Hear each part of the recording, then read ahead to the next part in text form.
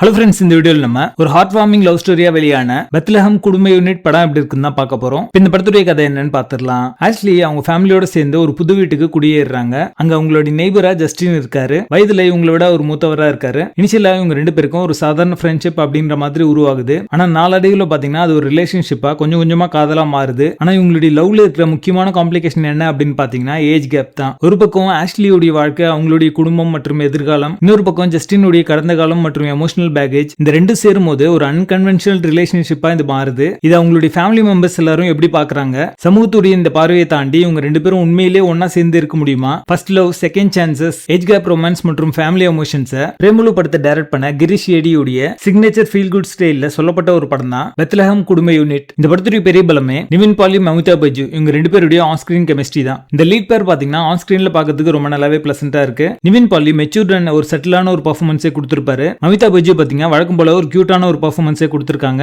So இவங்க ரெண்டு பேருடைய அந்த பேர் சேரும் போது இந்த ரொமான்ஸ் பாத்தீங்கன்னா ஆக்வர்டாவோ கிரீப்பியாவோ இல்லாம நேச்சுரலா ரொம்ப நல்லாவே கொண்டு போயிருப்பாங்க. கிரீஷ் ஏடியோட டைரக்ஷன் அண்ட் எக்ஸிகியூஷன் இந்த படத்துக்கான பலமாவே அமைஞ்சிருக்கு. ஒரு நேச்சுரல் ஹியூமரை இந்த இந்த படம் முழுக்க வச்சிருப்பாரு. ஜஸ்ட் ஒரு கான்வர்சேஷன்லயே பாத்தீங்கன்னா ஹியூமர் எலிமெண்ட்ஸ் அப்படின்றத வச்சிருக்காரு. அது ரொம்ப நல்லாவே ஒர்க் அவுட் ஆயிருக்கு. பிரேமலு படத்துல பார்த்த மாதிரி பெரிய பெரிய காமெடி செட்டப் எதுவுமே இல்லாம எவ்ரிடே கான்வர்சேஷன்லயும் கேரக்டரோட பிஹேவியர் மூலமாவும் ஹியூமரை கொண்டு வந்திருக்காங்க. இந்த படத்துல ஒவ்வொரு சப்போர்ட்டிங் கேரக்டர்ஸ்க்கும் பாத்தீங்கன்னா ஒரு ஸ்பேஸ் அப்படின்றது இருக்கும் ஆக்டிங்க்கு. சோ கொடுக்கப்பட்ட அந்த ஸ்பேஸை எல்லாருமே ரொம்ப நல்லாவே யூஸ் பண்ணிருக்காங்க அப்படின்னு தான் சொல்லுவேன். படம் ஆரம்பிச்சு முடிகிற வரைக்குமே பாத்தீங்கன்னா ஒரு ஃபீல் குட் அட்மாஸ்பியர் அப்படின்றது இருந்துட்டே இருக்கும். பெரிய ட்விஸ்ட் அண்ட் டர்ன்ஸ், ஒரு ஹை வோல்டேஜ் டிராமாவோ எதுவுமே இல்லாம ஒரு சிம்பிளான ஒரு ஸ்டோரியை ஒரு warm hug of a film மாதிரி எடுத்திருக்காங்க அப்படின்னு தான் சொல்லுவேன். படம் முழுக்கவே இருக்கிற அந்த பிளசண்டான ஒரு டோனே பாத்தீங்கன்னா ஒரு எங்கேஜிங் ஃபீலை கொடுக்குது அப்படின்னு தான் சொல்லுவேன். இந்த படம் பார்த்து முடிஞ்சதுக்கு அப்புறமா ஒரு நல்ல படம் பார்த்தோம் அப்படின்ற ஒரு திருப்தி உங்களுக்கு வரும். இந்த படத்தை பார்க்கறதுக்கு முன்னாடி நீங்க கோவத்தோட இருந்தீங்க அப்படின்னா உங்களோட கோவம் குறையறதுக்கான வாய்ப்பு அதிகமா இருக்கு. படம் முடியும் போது இந்த படம் பார்க்கும்போது நிறைய சீக்வன்ஸ் பாத்தீங்கன்னா உங்களுக்கு ஜென்யூனா சிரிக்க வைக்கிற மாதிரி அமைஞ்சிருக்கு. விஷ்ணு விஜய் மியூசிக்கும் அஜ்மல் சபுவுடைய அந்த சினிமாட்டோகிராஃபியும் இந்த படத்துக்கான பலமாவே அமைஞ்சிருக்கு. படம் முழுக்கவே பாத்தீங்கன்னா ஒரு நாஸ்டாலஜிக் மலையாளம் சினிமா ஃபீலை